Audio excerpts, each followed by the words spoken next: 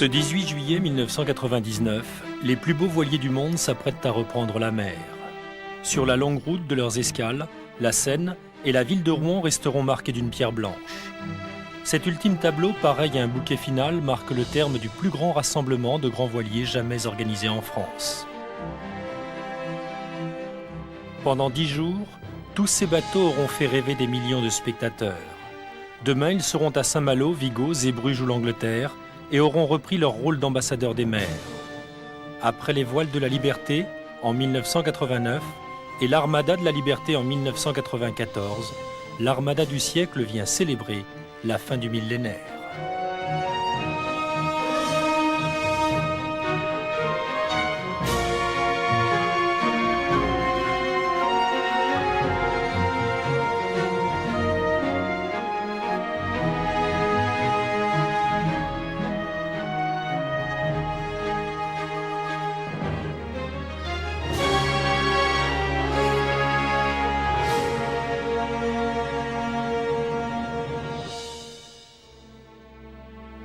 Ces images quasi réelles vont rester dans toutes les mémoires, comme celles dont on doute qu'elles aient un jour existé, et pourtant, nous sommes des millions à pouvoir témoigner de l'alchimie parfaite qui fit cette fois encore la magie du spectacle.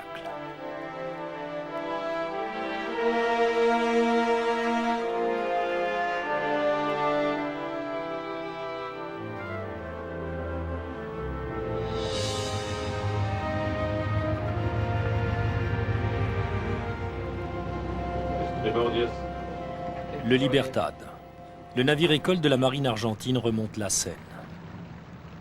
Le jour se lève à peine. Au passage de Caudebec, changement de pilote.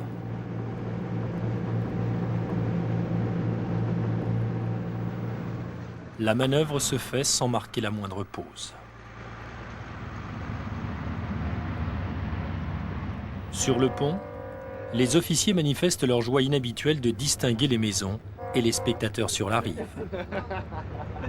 Habituellement, seuls le grand large et l'horizon retiennent leur attention. Mais cette journée du 9 juillet n'est décidément pas une journée comme les autres pour les 21 officiers et les 180 cadets de l'équipage. Viva la patria! Viva! Viva! Le 9 juillet, nous célébrons le jour de notre indépendance nationale. Et célébrer ces jours en navigation à bord de la frégate Libertad, et tout spécialement ici sur la Seine, ce sont des circonstances pour nous très émouvantes et très particulières.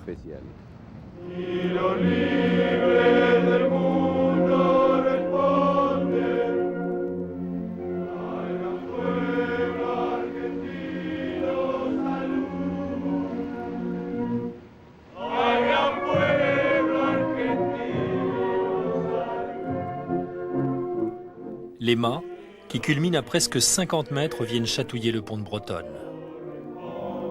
Dans la campagne normande encore endormie, le voilier glisse discrètement, comme poussé par la marée montante. Derrière lui, un trois-mâts norvégien. Un trois-mâts de 1937, fier d'avoir servi lui aussi, à ses origines, de navire-école.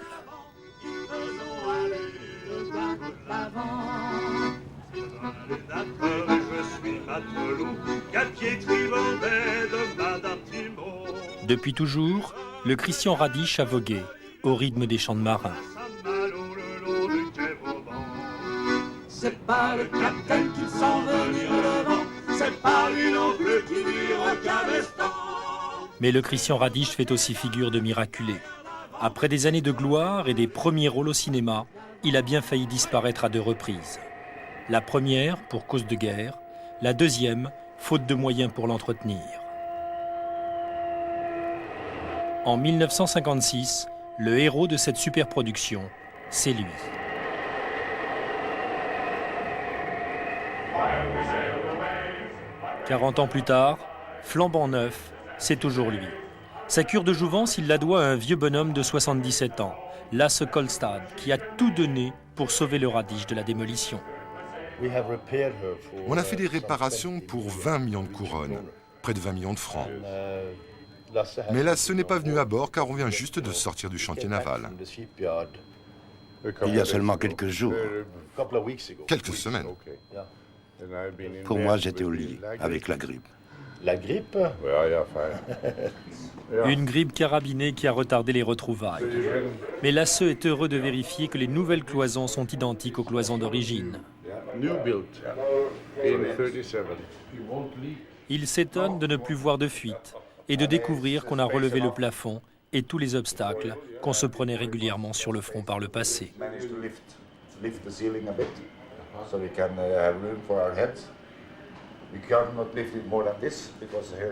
Lasse est heureux.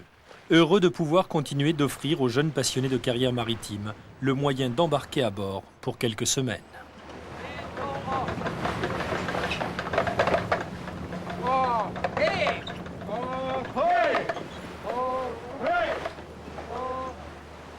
Saisie et emmenée en Allemagne en 1943, la superbe goélette n'était plus qu'une épave à la fin de la guerre.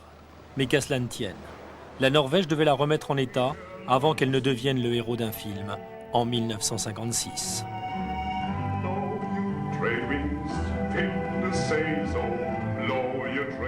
C'est là que Lasse Kolstad tombe amoureux du Christian Radish, lui, le capitaine du film, réussit en 1957 à lui éviter la casse.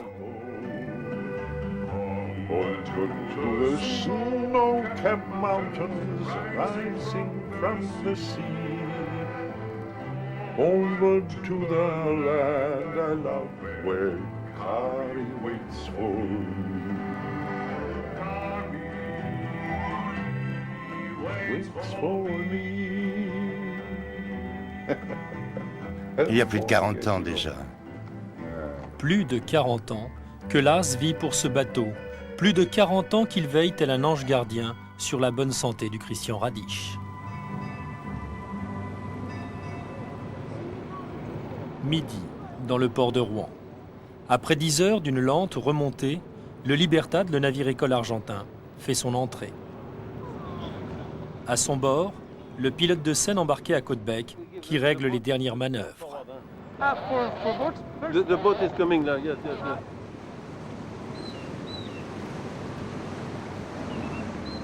Au premier jour de l'armada du siècle, nombreux sont les bateaux arrivés en avance comme pour mieux se laisser admirer avant que la foule n'envahisse les quais. Au total, une quinzaine de 3 mâts s'alignent sur la rive droite et chacun prend soin à sa façon de l'esthétique de son navire.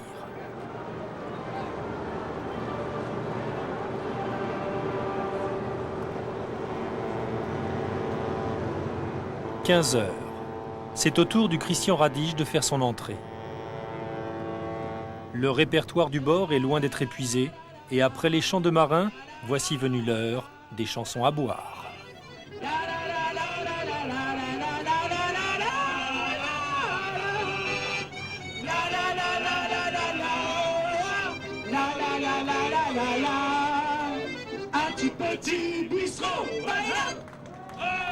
Succès immédiat en ce premier jour de l'armada du siècle. Comme si la foule attendait l'événement depuis 5 ans, les quais vont se trouver littéralement envahis. En mer, les cadets du Darmlotziesi donnent de la toile, cap au sud.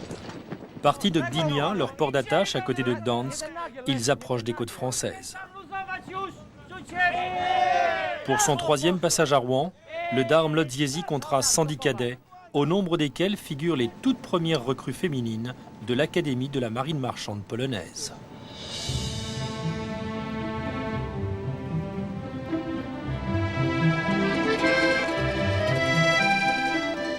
Pour l'heure, chacun s'entraîne à polir les cuivres, briquer le pont, décrypter la mer, quand il ne se découvre pas une passion pour tuer le temps à bord.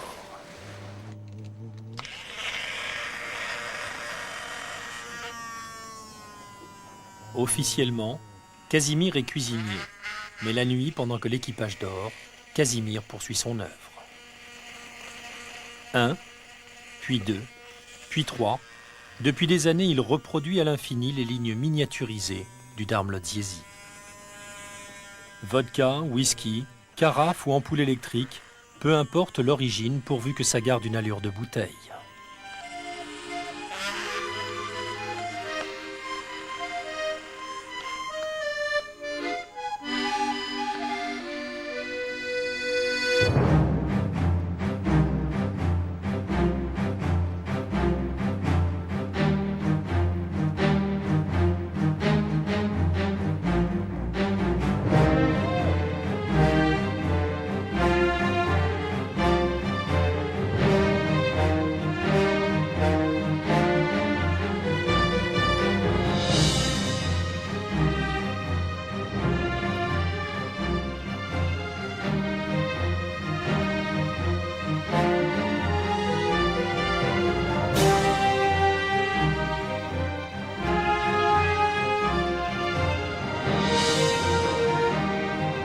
Construit en 1981, le Darmstadt-Ziesi fait partie avec le Libertad, ici à quai, des plus grands bâtiments présents à Rouen. Plus de 100 mètres dans les deux cas et un palmarès très fourni de records et de performances. Pour cet autre 3-mâts, le Lord Nelson, pas de souci de record, de performance, de vitesse ni de taille. Tout ce qui compte à bord, c'est la mise en confiance et la générosité. La moitié de l'équipage est valide, l'autre moitié est handicapé.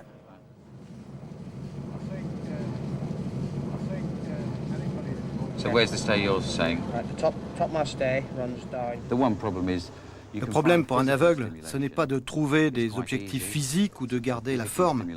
Ce qui est dur, c'est de se stimuler intellectuellement, et là, tout l'univers du bateau me fait travailler mentalement.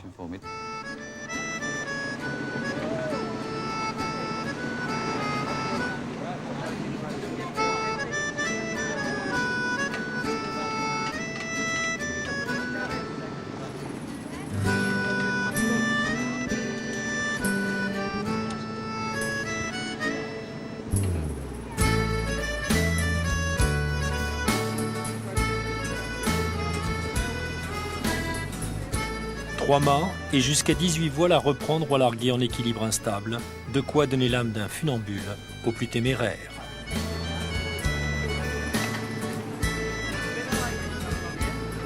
Pour les autres, la possibilité de rester sagement sur le pont à manœuvrer. À chacun son rythme, à chacun ses limites.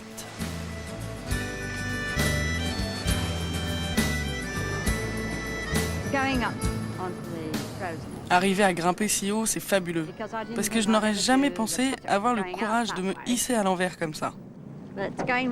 Mais finalement, atteindre la rambarde et réussir à l'enjamber comme ça oui, c'était vraiment bien. Très bien. Je crois que nous sommes malades parce que nous ne faisons pas grand-chose. Vous savez ce que je vous propose? À la prochaine rotation, je vous envoie à l'avant toutes les deux pour assurer la veille. C'est un excellent chef de quart, il est super. Il est étonnant à voir. Il évolue comme s'il voyait aussi bien que nous. C'est très facile d'oublier qu'il est aveugle. Oui. Il ne tend jamais les mains pour sentir les obstacles. Il fonce droit devant lui. Prochaines escales, Saint-Malo, puis Rouen. Mais voilà, le drapeau français est en piteux état, à croire que l'amiral Nelson ne se résout pas à saluer la terre de France. Lord Nelson, lui aussi handicapé, a donné son nom au bateau.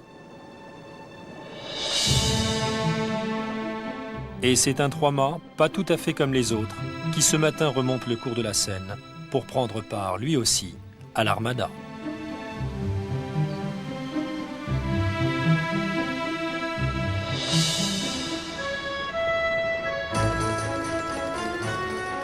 Italien, élégant, le Palinuro à fière allure, avec sa figure de proue dorée à leur fin, sa coque superbement décorée et son gréement d'origine, on en oublierait presque qu'il fut un jour un bateau de pêche. Car sous ce nom, celui d'un personnage de la mythologie maritime italienne, se cachent encore quelques indices. Une inscription sur la barre. Saint-Malo, son port d'attache. Et le nom d'un commandant, Louis Richard, son premier nom. Car le Palinuro est né français, à Nantes, en 1934 pour le compte de la Société des pêches morutières malouines.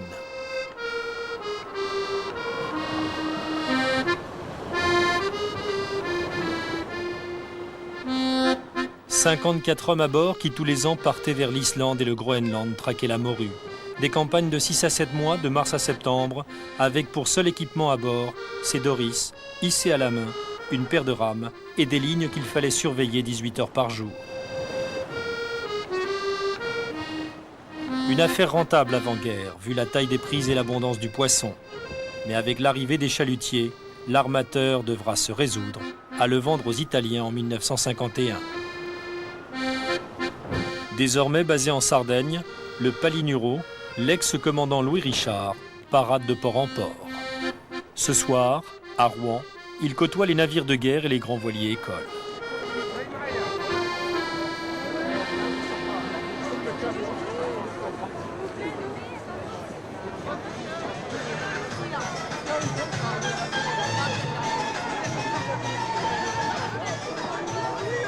Sur le quai Redin, on se bouscule pour participer à la fête. Bâtiment scientifique et de formation des marins tunisiens d'ordinaire, le quai Redin est ce soir le lieu d'une des nombreuses soirées privées offertes par les équipages.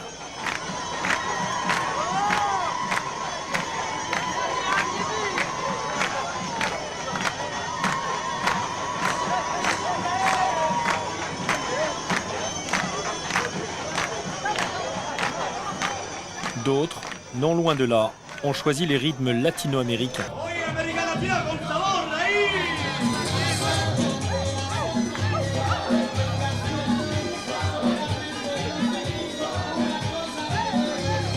Partout, Rouen vibre des musiques du monde, des musiques venues d'au-delà des mers et des océans.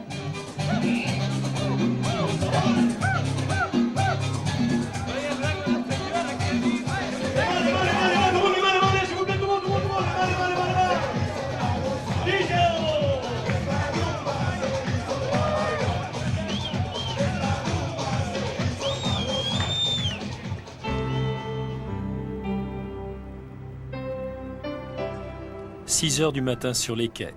La foule a cédé la place aux amoureux de la lumière.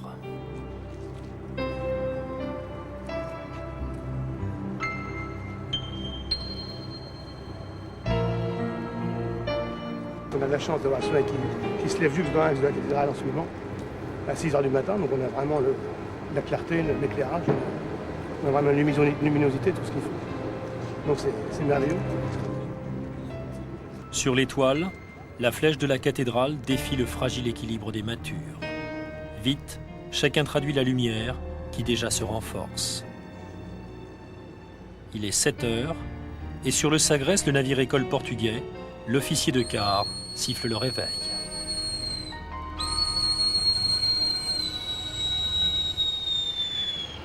En mer, depuis toujours, c'est une trompette qui sonne l'appel au matin.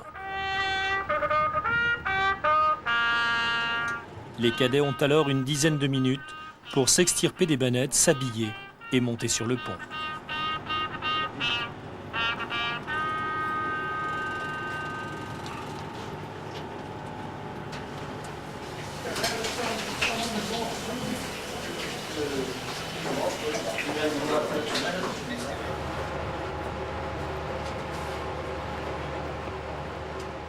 Pendant 3 mois, les 24 cadets de l'école navale portugaise vont se voir imposer leur rythme de vie par le grand voilier blanc. Sport, manœuvres, quart, repas et parfois le temps d'une lettre qu'on adresse aux parents. Juste avant son départ, la famille de Pedro a préparé un repas d'adieu. Une tradition qui remonte au temps où le chef de famille, lui aussi officier, prenait la mer. J'ai pris l'habitude de faire une liste comme le faisait mon père, tellement il y a de choses à emporter. J'ai fait plusieurs tas de vêtements en fonction des tenues. Ça, par exemple, c'est mon uniforme de tous les jours, et ces chemises-là, c'est pour une autre tenue. Au cœur du vieux Lisbonne, là où la ville plonge sur le Tage, le Sagres attend son équipage. Ce quai, c'est le quai qui a vu au fil des siècles passer les découvreurs portugais, ceux qui écrivaient l'histoire du monde à chacun de leurs voyages.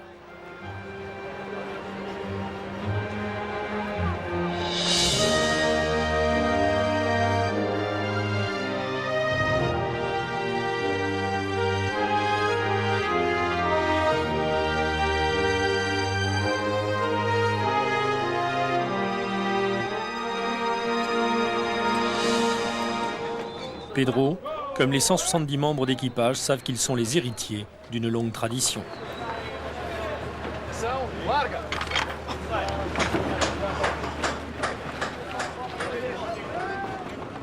Pour les cadets du bord, les débuts sont rudes et les gestes maladroits. Mais l'occasion va leur être donnée de s'affronter aux officiers sur un pied d'égalité. Les chaloupes du bord sont mises à l'eau pour une régate peu ordinaire. Les yeux rivés sur les voiles marqués de la croix de la chrétienté, chacun se bat pour gagner. Et la mer, ce jour-là, rendra justice aux cadets. Leur lourd canot va réussir, face à l'expérience des matelots, à passer la ligne, le premier.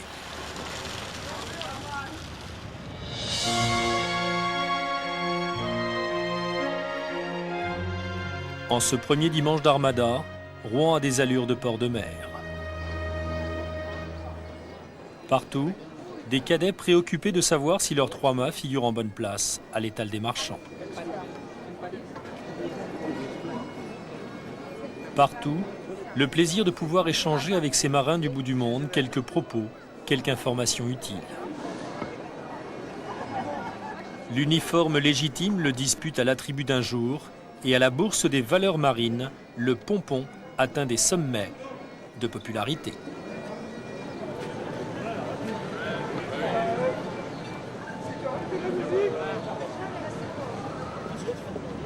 Les 360 cadets grecs, les plus nombreux à Rouen, s'étonnent même de l'intérêt qu'ils suscitent.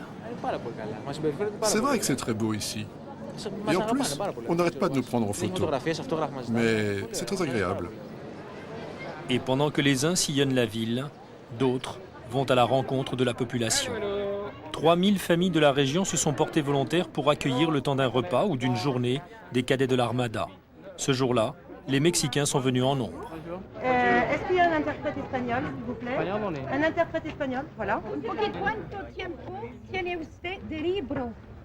Jusqu'à 6 heures demain matin pour ceux qui veulent. 7, 8, 9 et 10. Les Kénés repartent avec Angel et Luis, direction la table familiale, à 30 km de là. Yes, je pars espagnol. Il y a 5 ans, ils avaient trinqué à l'Afrique du Sud lors de l'Armada de la Liberté. Cette fois, c'est le Mexique. Et ce soir, si l'invitation se confirme, les invités seront polonais. Ça nous va très bien, n'est-ce pas? Une façon pour eux de nouer des amitiés.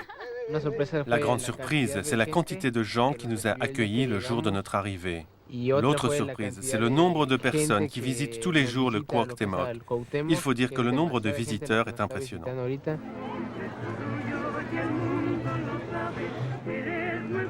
En 1994, lors de la précédente Armada, le Cuauhtémoc avait établi le record des visiteurs avec 18 000 personnes en une journée. Accueil irréprochable malgré l'impatience des visiteurs d'accéder à bord. Plan de circulation précis sur le pont pour éviter les bouchons. Marins secourables et personnalisation du parcours en cas de besoin. Des atouts qui vont permettre de porter le record à 22 000 personnes jour. Mais le Cuauhtémoc ne sera pas le seul voilier à battre des records d'affluence. Les visiteurs, souvent venus de loin, essaient de multiplier les visites. Venue d'Amiens avec ses filles, Claudine assure d'abord la photo souvenir. Une longue journée commence. Il y a énormément de monde et puis je pense qu'il y a beaucoup de bateaux à voir. Alors bon, on arrive, on en a vu qu'un. Je sais pas, on va poursuivre la visite et puis on va voir des différents. C'est triste.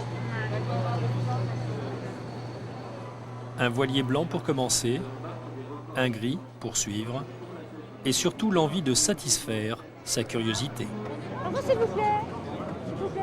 Est-ce qu'il est possible d'aller visiter les machines? Non, no puede ser. Impossible. Et les caméras, elles peuvent pas non plus? Non, pas à l'intérieur. Il est interdit d'entrer. Non, vraiment pas. Et la cuisine, on peut aller visiter la cuisine? Non, non plus. La cuisine non plus.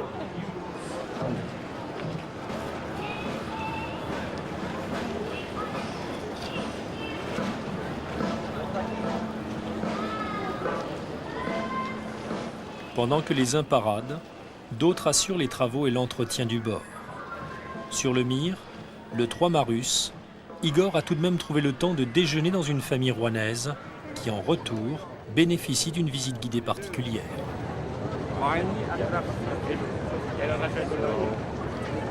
Voilà ma famille, ma tante, ma fille et l'ami de ma fille.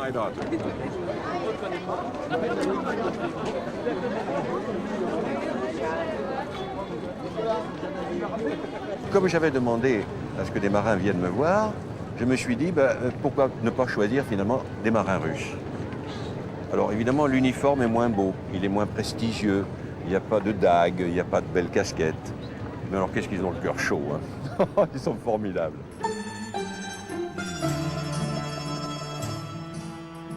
Igor, comme tous les cadets du Mir, ont fait leur classe à Saint-Pétersbourg.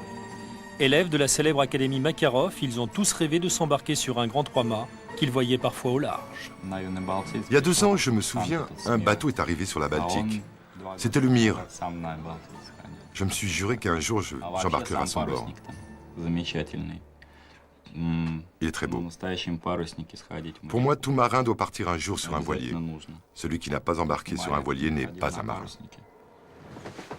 Igor est donc devenu marin, et un jour il a quitté le quai comme il se l'était juré, à bord d'un grand voilier blanc, ceinturé de bleu.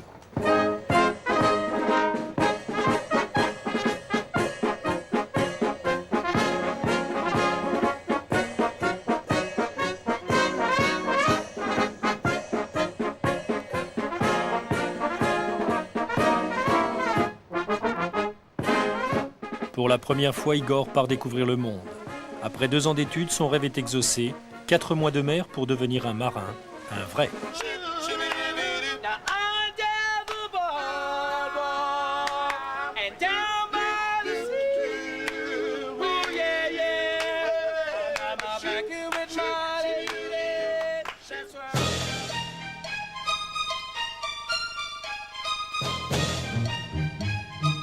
De l'autre côté de l'Atlantique, le Simon Bolivar, le navire-école vénézuélien, arrive à New York.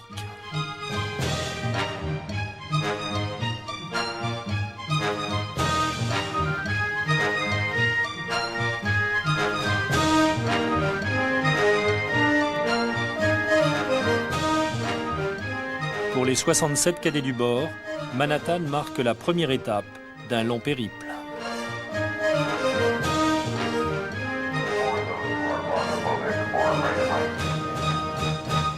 Trois jours et un programme chargé. Il y a bien sûr les incontournables, et puis il y a l'accessoire.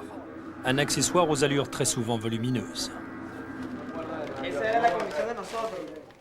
Ajoutez quelques souvenirs qui viendront encombrer les couloirs, et pour certains comme Daniel, une rencontre dont on se souviendra.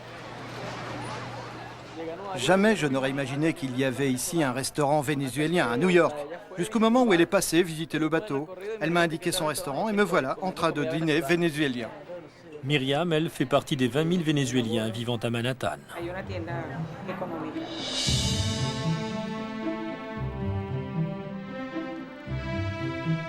Au petit matin, le Simon Bolivar repart dans la brume. Le capitaine a prévu 4 semaines pour traverser l'Atlantique.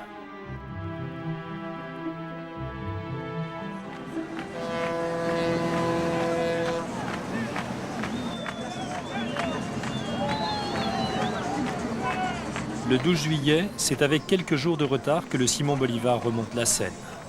Mais qu'importe, l'accueil sera triomphal pour celui qui, dès 1989, s'est imposé dans le cœur des Rouennais.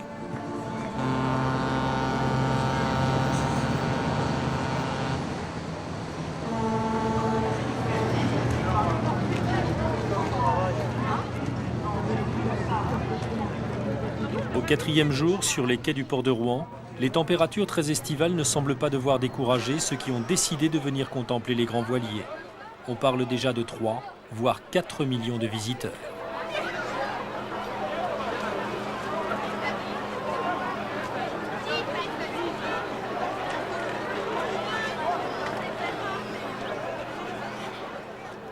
Et à cette dimension terrestre et maritime, viendra même s'ajouter la dimension spatiale de l'Armada. Ce soir-là, il est 22h30 sur le Mir, le 3 Marus, et les radioamateurs de Normandie tentent une liaison.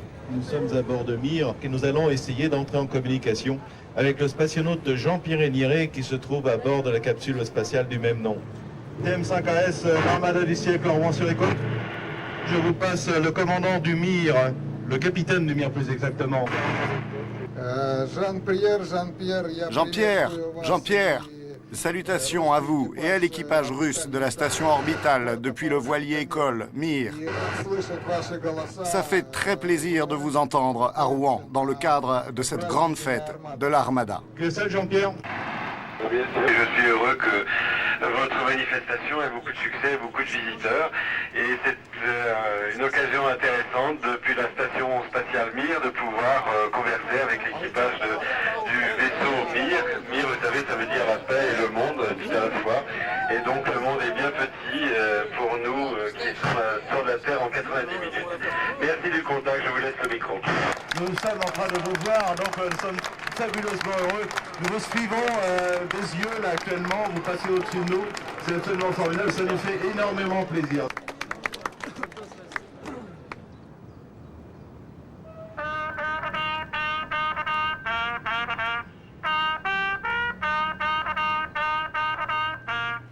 « 6 heures sur le quai ce 14 juillet.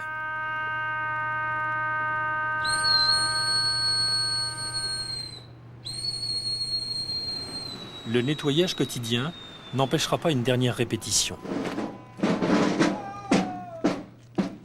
Les cadets du Cuauhtémoc s'entraînent pour le défilé prévu cet après-midi. Sans oublier les tâches du bord. Car dans quelques heures, les visites reprennent et le pont doit être irréprochable.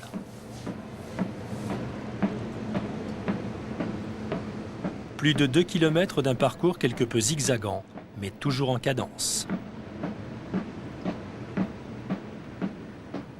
7h30. Faites l'appel. Début d'une journée ordinaire à bord de la Jeanne d'Arc. Arme. Doc, avion. Les 355 membres d'équipage présents ce matin sont réunis sur le pont d'envol pour l'appel. Le poste de propreté, autrement dit, tous ceux désignés et volontaires chargés de briquer la Jeanne d'Arc, dispose de 2 heures pour nettoyer le bâtiment de fond en comble.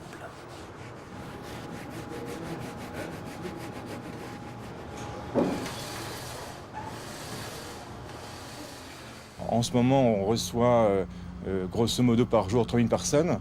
Il est important que le bateau soit remis en ordre pour les suivants qui voient un bateau toujours nickel, comme il doit l'être et tel qu'il l'est effectivement tous les jours à quai et à la mer. La foule devra attendre 10 heures pour monter à bord. Parfois même 13 heures, car certains jours, cocktails et réceptions se succèdent à bord le matin. Le circuit est impressionnant. Des kilomètres de coursives, des escaliers, l'intérieur, l'extérieur. La Jeanne a de quoi satisfaire la curiosité des plus exigeants. C'est quand même assez confiné. Le problème, c'est que si vous voulez, vous n'avez pas de. Confiné, c'est vrai que... Vous, les gens dans le civil, ils rentrent chez eux le soir. Oui, voilà. Nous, on est à bord tout le temps. Les visiteurs défilent, toutes les portes sont ouvertes, mais de petits rubans jaunes viennent parfois limiter les zones d'accès.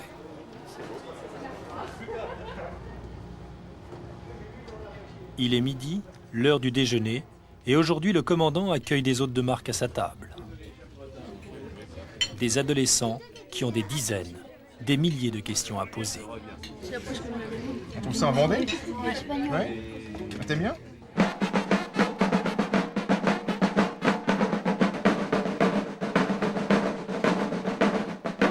« 17h, devant l'hôtel de ville, les cadets mexicains et les autres sont là, tous en grande tenue cette fois.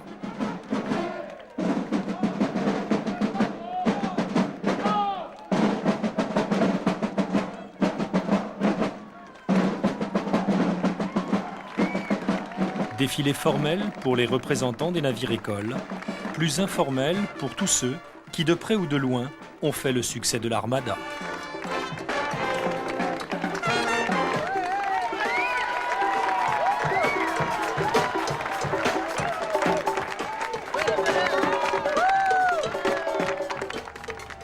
Le jour se lève, ou plutôt, la nuit se termine pour le Libertad, le navire-école argentin. On range, on nettoie, on remet en place après la fête organisée à bord, la dernière. À quelle heure s'est terminée la fête? Vers 5h30, 6h du matin. Et là, il faut tout remettre en place pour accueillir ceux qui viendront à bord. Tout doit être parfait. Aujourd'hui, le public restera à quai. Seuls les officiels auront une place à bord de la frégate argentine, car l'heure du départ a sonné. Et déjà sur les quais, les cœurs se serrent. Quand est-ce que vous venez en Belgique? Samedi, et on fera la fête. En Belgique. Comment se llama, Louis? Comment tu t'appelles déjà? Comment tu t'appelles? Je m'en souviens plus. Ah ok. Bon, je ne me rappelle plus comment ils s'appellent, mais ils sont super sympas. Franchement, on a passé une soirée hier sur le bateau. On est allé à leur fête, il y avait champagne à volonté. Ça s'est terminé vers 5h du matin. Et c'est vraiment, moi, c'est la Libertad que je préfère. Le bateau, ils sont accueillants, chaleureux et on est vraiment bien vus, quoi.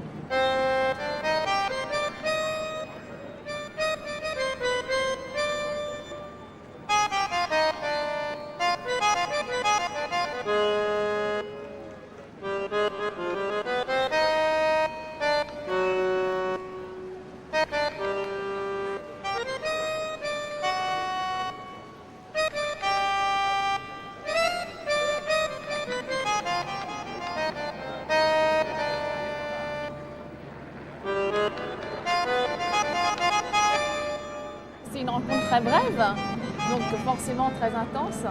Et puis, parce que je sais pas, ils sont beaux et puis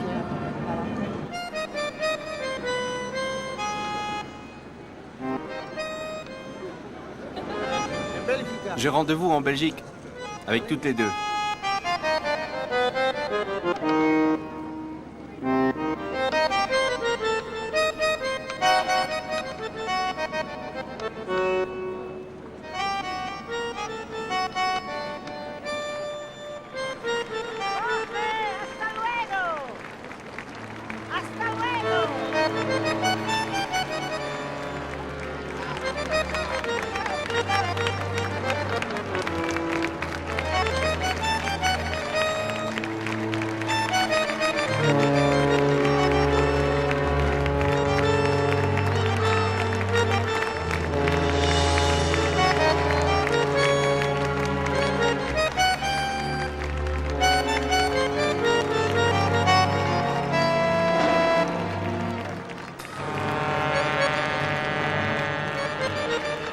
Le Libertad est attendu en Belgique pour prendre part aux cérémonies de la fête nationale qui a lieu là-bas le 21 juillet. Pas question de rater le rendez-vous dans le port de Zeebrugge, un rendez-vous fixé depuis plusieurs années. Si notre bateau d'un soir et de toujours avait une première chanson, ce serait peut-être une de celles comme on les aime et comme on les chante dans toutes les îles, mais aussi sur toutes les terres, dans tous les ports du monde. Va! Et n'oublie pas le jour de ton retour. Bye. Un tine scorda. Un tine scorda. Un tine scorda.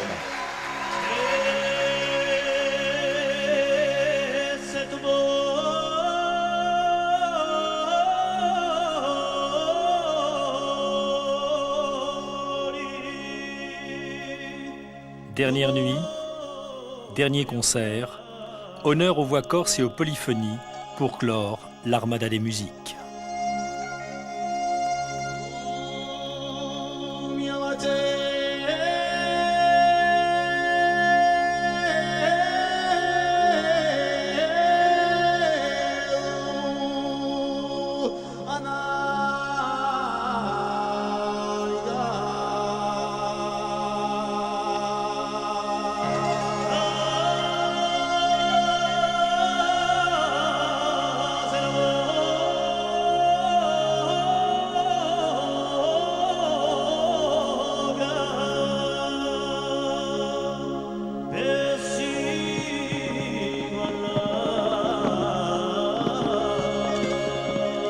23h15, la nuit qu'on annonce étoilée se double d'un ciel illuminé pour le dernier feu d'artifice de la longue semaine de l'Armada.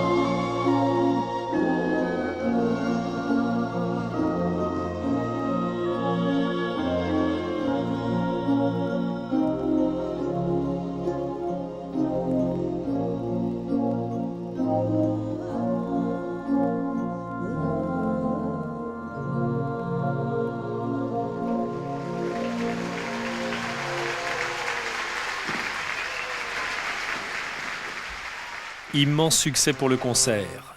Et comme si personne ne voulait quitter le port ce soir-là, la foule compacte et omniprésente va une dernière fois remonter les quais, envahir les voiliers et traîner là, comme si elle refusait le départ annoncé pour le lendemain.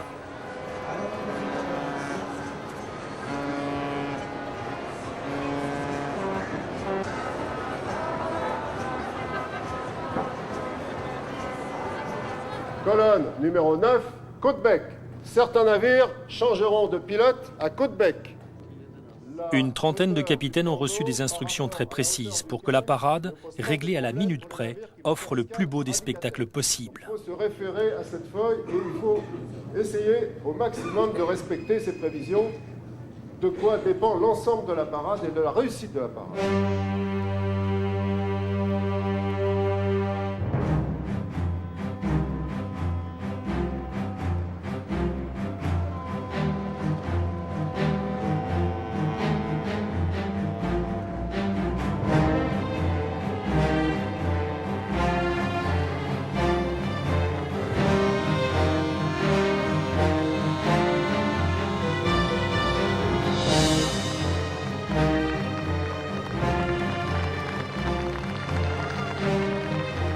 Au ciel limpide et au soleil naissant s'ajoute la magie de la brume au-dessus de la Seine.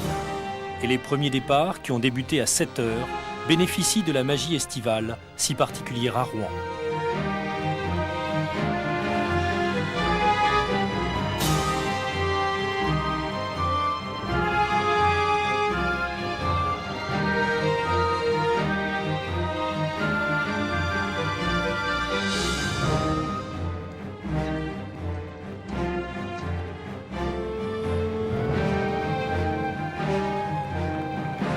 Le Darmlotziesi, le 3 mâts carré polonais s'avance tandis que les cadets du Sagres commencent à préparer la voilure dans les vergues.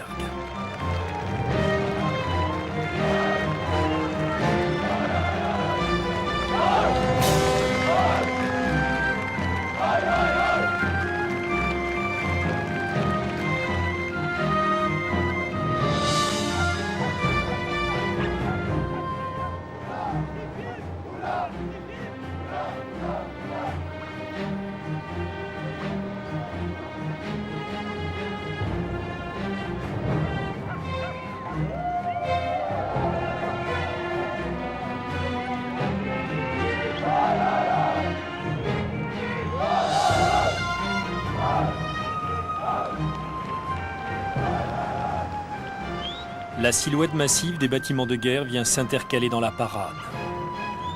Comme celle du Yildirim, une frégate de la marine turque venue se placer en 8e position, à plus d'1 heure des premiers. J'ai vu le premier partir, le Mir, à 7h moins 10. Ouais, j'ai vu le Mir partir. Oui, beaucoup de larmes qui vont être versées aujourd'hui encore. Hein? Beaucoup de larmes, oui.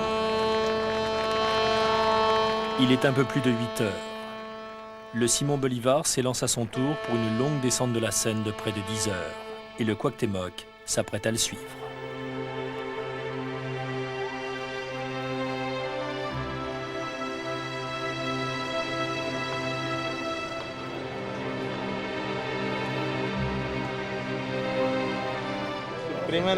Celle qui est devant, c'est ta fiancée?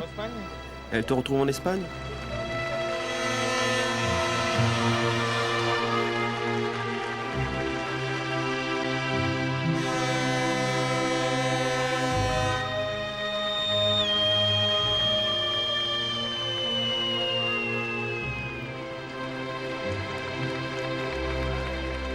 Il est 9 heures.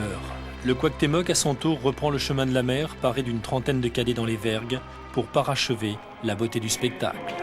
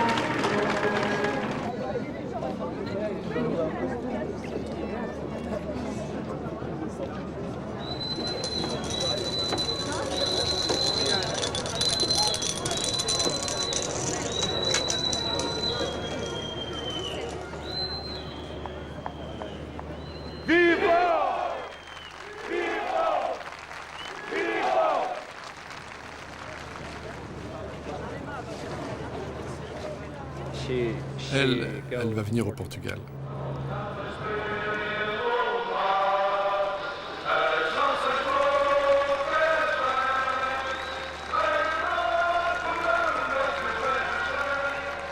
Le Sagres sera l'un des derniers à quitter le quai, et bientôt la foule quittera à son tour le port de Rouen.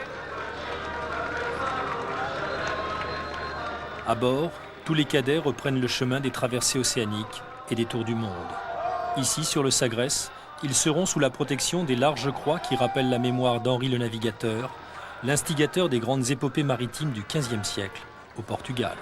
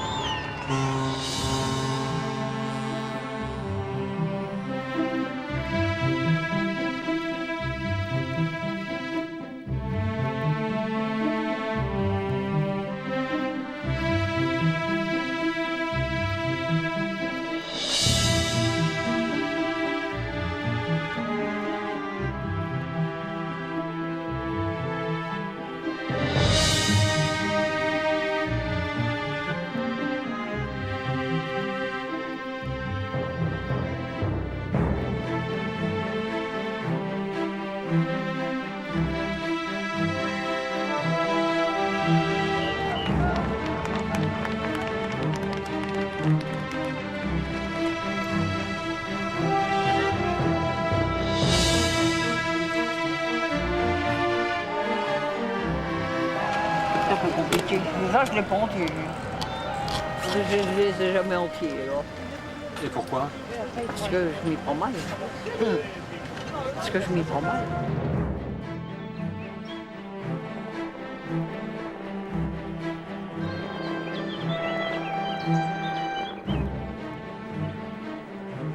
Et celui-là, vous avez réussi à l'avoir? Oui. Entier? J'espère.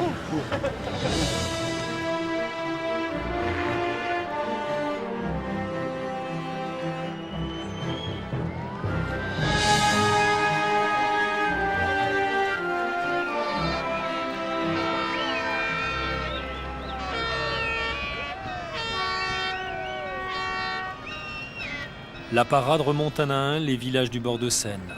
La Bouille, Duclair, Caudebec. Le long ruban s'étire sur plusieurs dizaines de kilomètres et les milliers de spectateurs sur les rives essaient eux aussi de marquer de leur savoir-faire cette journée d'exception.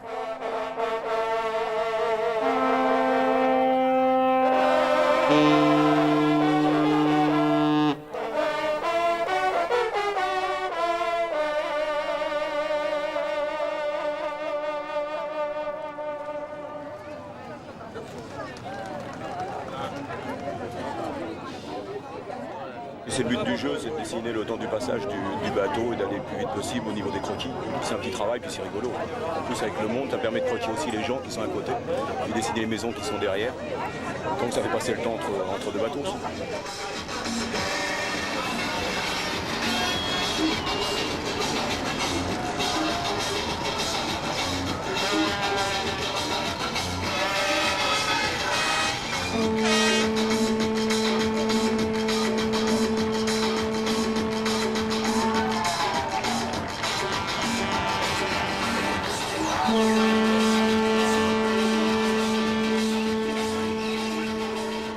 Partout les mêmes quais envahis dès l'aube.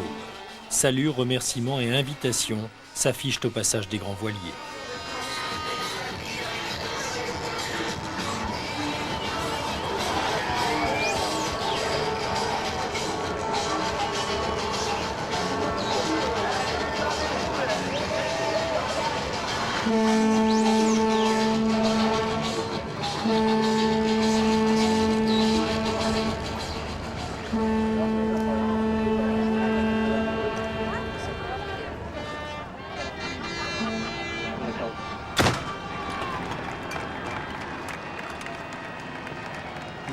Au fil des années, le nombre des spectateurs ne cesse d'augmenter.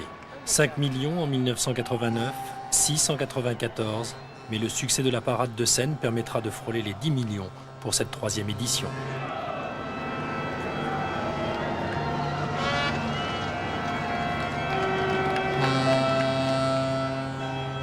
Chacun a étudié le site idéal, la position qui lui permettra de ne rien rater du spectacle. Le vendredi visite, le samedi un petit peu, et puis installation le samedi soir. Voilà. Et puis voilà. On arrive la veille vers 4h de l'après-midi, 5h, et puis on se trouve un joli coin. Puis on passe la nuit là et on attend. Voilà. On s'endort, il n'y a personne, on se réveille, il y a tout le monde.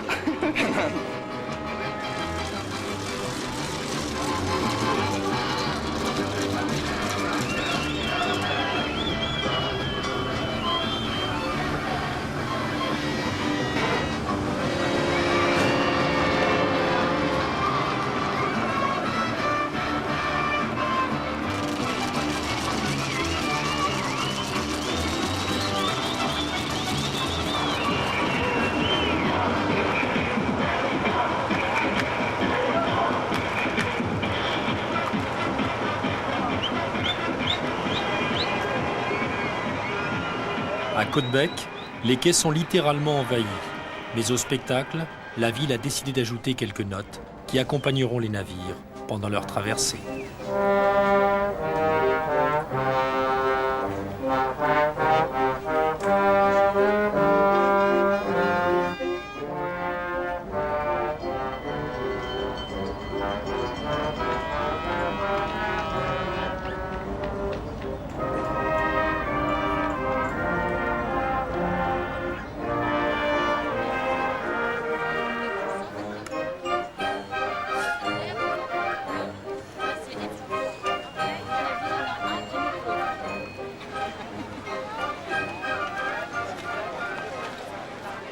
Pas trop chaud. Casquette. Et puis Pour s'hydrater. un petit coup de vin, ça passe. C'est super. Tout converge vers l'estuaire. Les imposants navires de guerre, ils sont 17 au total, mais surtout, clou du spectacle, les voiliers écoles sud-américains. À bord, tout au long de la descente, c'est la salsa qui rythme la vie sur le pont.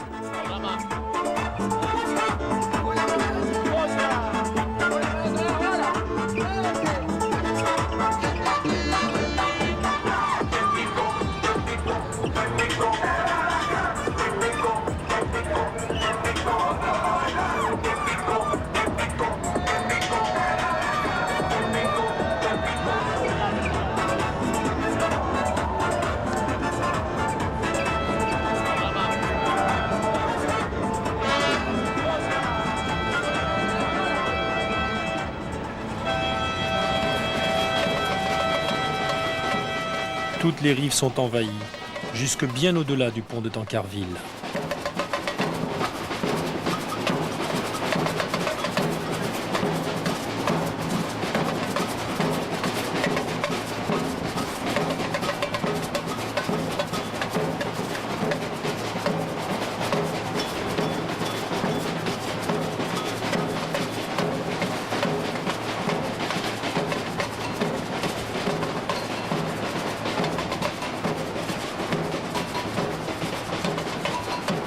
Et là, loin derrière la tête du cortège, le capitaine Miranda, le 3-mâts de la marine uruguayenne qui ferme la marche, lui aussi en rythme.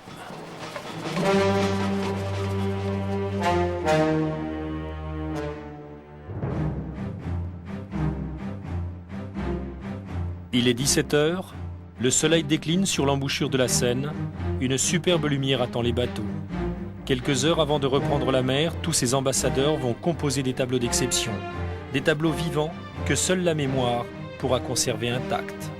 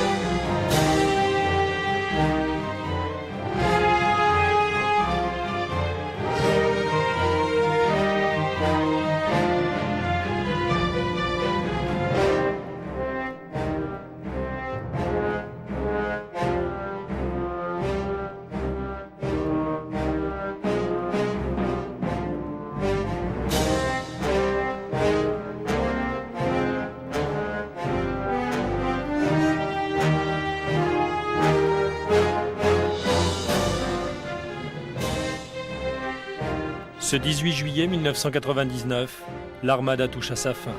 Chacun l'aura vécu à sa façon, à son idée, mais tous garderont le souvenir des marins qui, pendant 10 jours, ont fait de la Normandie le plus beau port du monde. Un port peuplé de voiles et de cadets par milliers, comme si le temps d'une fête, d'une armada, la mer avait tout transformé.